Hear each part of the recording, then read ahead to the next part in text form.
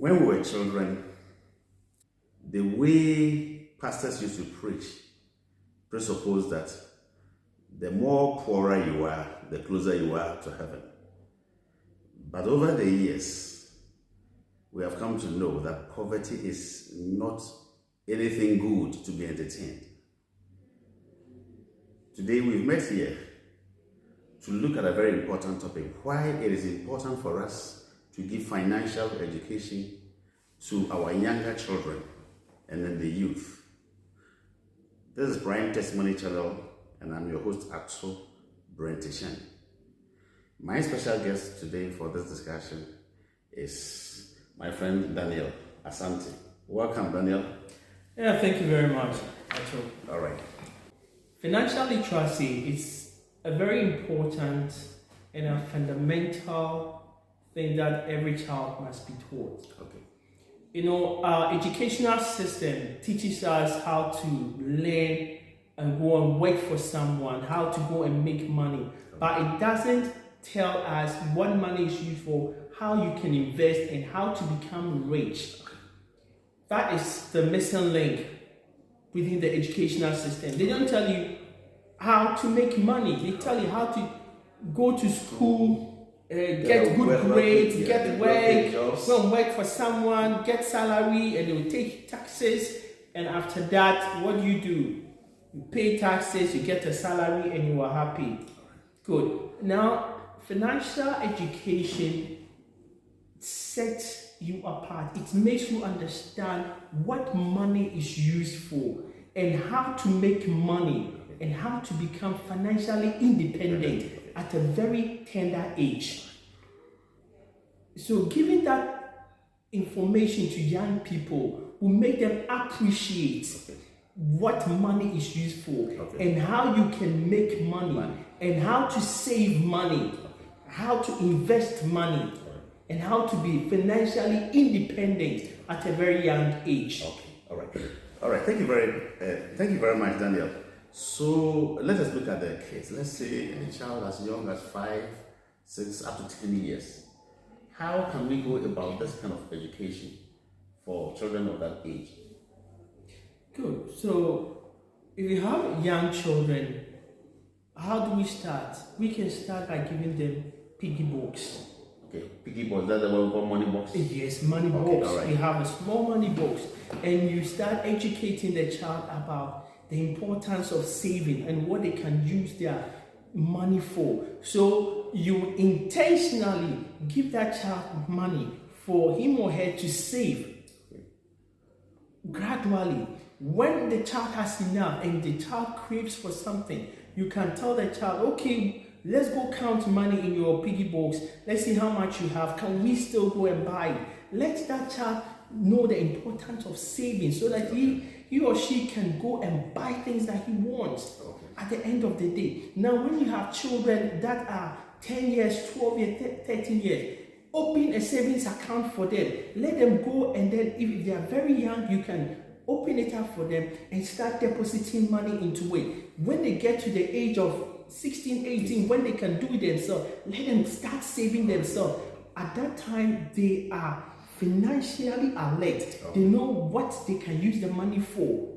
They will save, and you also teach them the things they can do with the money. You can buy land, you can do this investment. You give them all the background, the fundamentals of investment and saving money and what you can use the money for. The way that if I understood the word, is that we must catch them young and then inject them with that financial education right from the beginning so that they grow with it. Yes, right from the beginning. So my story, at a very young age, I was just taught, get your good grades, get a good school, get a good job, and then you marry.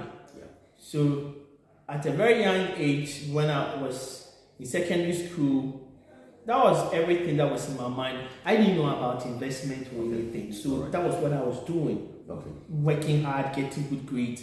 Now I got good grades, I got to the university, I was having money, I'll go outside the country, go and work, get so much money, I'll come spend it on parties, clothing, shoes, and all sorts of stuff. I didn't even know that you could save the money that I had could buy so many land. I could do land. So property. you also were not fortunate. You were not given that financial education as a young Never. man. I never knew about any financial education. All I knew was about, study hard, get a good job, and get money. I didn't even know at that age I could do so many things. I never knew until later on in life. I got hold of financial education, investment. I got hold of investment books and other books, and I said, wow, that's all these things exist in the world. And you were not told. I never knew anything like that. Which means that there are some things they will never teach you at school. No, it's not taught at school. We need to teach our children how to make money very young. It's not taught. These things are not taught at school. You have to learn it yourself and teach your own children. You have to learn it yourself and teach your own children. You are listening to Prime Testimony Channel. I hope you also agree with what Daniel is saying, that it is not everything that is taught at school. And Robert Kiyosaki in his book, Rich Dad Poor Dad, also talks about this, that it is important for you to teach your children financial literacy, so that at the end of the day, you'll be able to grow to become independent. How do you say this one? Like a little child, sometimes maybe you have a trust account you open for the child sometimes. Is it okay for you to take the child to the bank sometimes to teach him or her how to fill the paying slip and some of these things? Is it right for you to introduce a child very young to the banking environment, or should you wait till the child grows to some age before you show him the way to the bank? So it depends on the age. So it's very important for you to teach the children at a very young age. You start with the piggy box, where the child is introduced into saving, how to save, and planning. So the child learns with a piggy box. Okay, if I save enough coins, I can afford this, I can buy that. Good. Now, as the child is growing, you gradually do the education, increase the education to the time that the child learns that, okay, I have a bank account. Now, every reward that I have will go into my bank account. So I'm building my bank account. Not just a bank account, but also an investment account. As you are giving the child an investment account, you are educating the child what they can do with the investment. Teach the children about investment, about making property. Every aspect of life, teach that child at that time. He's not too young to understand it. Right. As you teach him, as he grows, he appreciates all these things.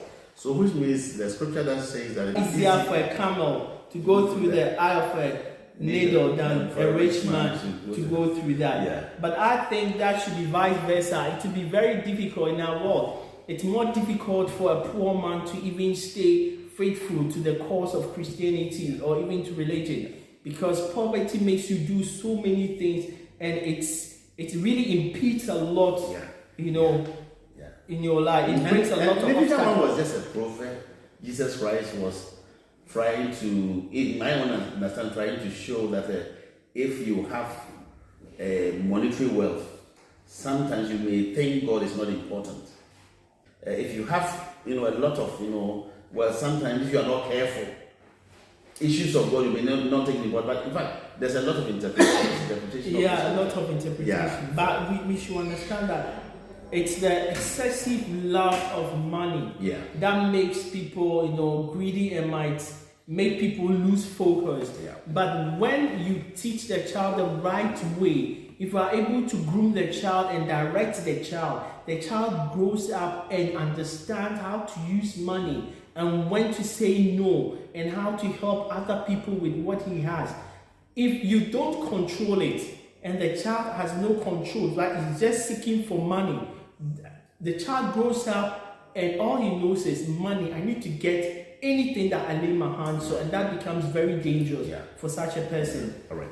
You can see that this Ponzi scheme that sometimes people use to scam people, fall to it because some of them may not even know the history. In Ghana here, at least we heard that some years back there was something called Piram that came, and R5 or Resource 5 also came, and then later on other Ponzi schemes came. Sometimes, don't you think it's because people don't have financial education, that is why even educated ones fall prey to the scammers? Yes, financial education is part, and also greediness is also part. Because I think there's been much more education of late about Ponzi schemes. Then we didn't know about the Ponzi scheme, and people will easily fall prey to Ponzi schemes. But currently, there's so much information. There's been a lot of issues with regards to Ponzi scheme. So if people still push money into Ponzi schemes, that means the greediness is still there. People want a shortcut, but there's no shortcut to money. Yeah, shortcut to money. There's no shortcut to money. The young men out there, the young ladies out there, you need to work hard for the money. And these days, it's not only working hard. They say you must work smart. You must work hard. Yes. To be able to, raise money. You are listening to Prime Testimony Channel. I'm Ato Brentishan, and my host today for this topic is Daniel Asante. All right, so Daniel, before we close this first session, definitely there will be session 2, session 3 subsequently. What general advice do you have for parents, for the younger ones, and for everybody? Okay, so parents, this is what I have for you. Teach your children about money. Introduce them to money at a very early age. Teach them how to save. Teach them about what money is used for. Teach them to respect money. Because money, if you don't handle it well, can leave. If you handle it well, you continue to have it and save it. And this is very important. Teach them all these things. Open them up for all these things. Because in this world, children need to be smart. They have to know how to use money, how to make money, and how to respect money. Very important. Then the youth out there, one thing I want to leave you with. If you are young, it is not time to chill and waste your life, waste money, and disrespect money. Because sometimes the money that you have around you now, maybe when you grow, you might not have that access to those money. So be very careful how you handle money, how you use money, and don't waste away your youthfulness. Work hard, work smart, use technology, be thinking, read more, read every time, update yourself. Don't just sit at the corner, but always be updating yourself. Try new things. This is a time for you to try new things, not any illegal things, but very good things. And be focused. For me, I never had that kind of education about savings and stuff. I never had it. So in my days at school, all the money that I had, all I was doing was having parties and buying clothing, because that was what I thought life was for. I never made up my mind that I was going to save anything. Even at the time that, people thought I thought I could do something with it. The best thing that I could do was maybe help a friend with some cash here and there. But savings, buying land, that was not. I thought building was even too big. It's when you grow up before you can build. But I got out of school, and then later on when I got into the world out there, I saw young people younger than me have built houses and stuff. And I asked them, how did you do it? And when I learned how they did it, I said, I could have done 20 times what you have done. Why? I never had the knowledge. I wasn't given the knowledge. So it's important for us to seek knowledge. Hi, our audience. You are blessed hearing the testimony of Brother Daniel. And I believe if he made that mistake, you are privileged to have heard his story so that you do things differently and you do things better. Money is good. In fact, if you don't have money, you can't even serve God well. It is the love or the excessive love of money that the scripture says is the root of all evil. So it's not that money is not good. If you don't have money, how can you pay your school fees? How can you pay your bills? Learn about money and respect money.